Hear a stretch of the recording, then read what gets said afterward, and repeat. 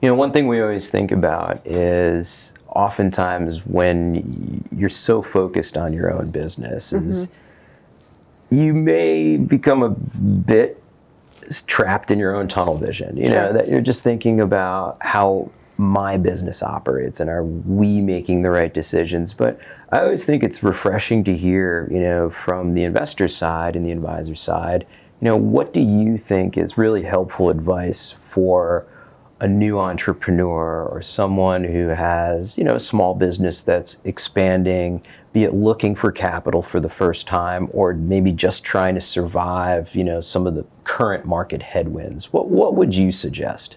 Yeah, it's a great question. And, of course, sometimes the advice can vary depending on the stage of business or the business model. But overall, I mean, as I mentioned before, I mean, we were in this phase of, grow at all costs, grab as much market share as you possibly can in the shortest amount of time as you possibly can, and then figure the rest out as you go.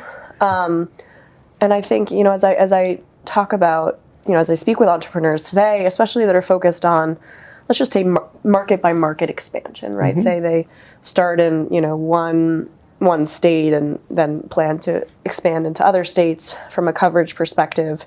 The advice of yesteryear may have been, enter all simultaneously, and then, you can figure out what's working and what's not, and pivot from there. And really the advice that I would give today is focus on being so excellent in your first market.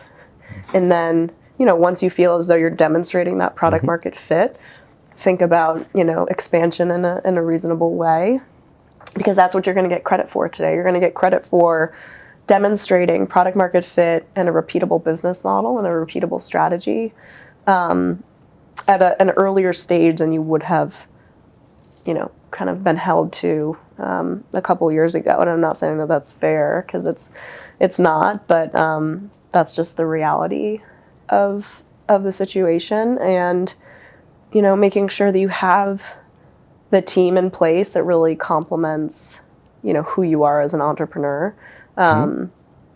Because team is everything. And, through hyper growth, through downturns, through challenges, and that's not new information, but I think is now more important than ever to, make sure you have the right team and have the, a really transparent relationship with advisors, and asking for help perhaps earlier than you would have before if it's ever needed. And I'd actually love to turn that question to you as a successful repeat entrepreneur. What's the advice that you would give to founders today?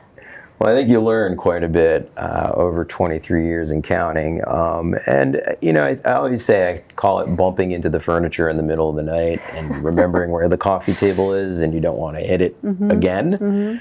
So I think it's, first and foremost, you never stop learning, and even from your own mistakes. I think you hit upon a lot of some of the principles I've been taught or I've had to learn the hard way. So I think some of it is team is everything, so let's dig into that a little bit. Is first and foremost, you want a team that has alignment. So we're thinking big picture, we want to achieve the same mission, but we are individuals and we solve things different ways. So you don't want to micromanage people, you want to empower people, you want to trust people, because that's the only way you scale.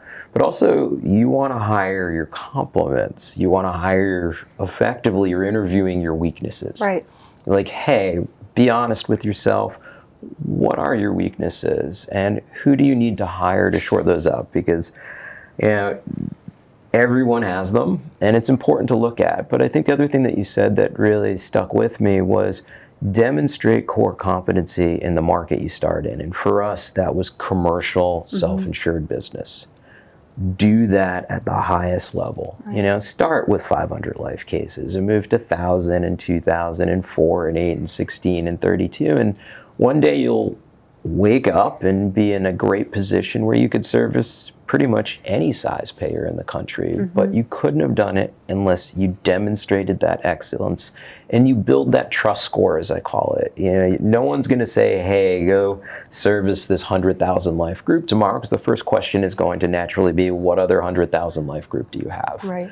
And so I think for us, it was following, you know, that very set of instructions you're mentioning, which is demonstrate that core competency, be successful, demonstrate repeatable business, but highly satisfied customers, and then move to something that is complementary. So our vertical is always payers, someone who's sponsoring or providing a plan, but we wanted to then move into government claim processing. You know, here's a third of the market that I think is underserviced. I think that there's a much better business model, both ethically from a pricing standpoint, as well as just better service and transparency for the patients.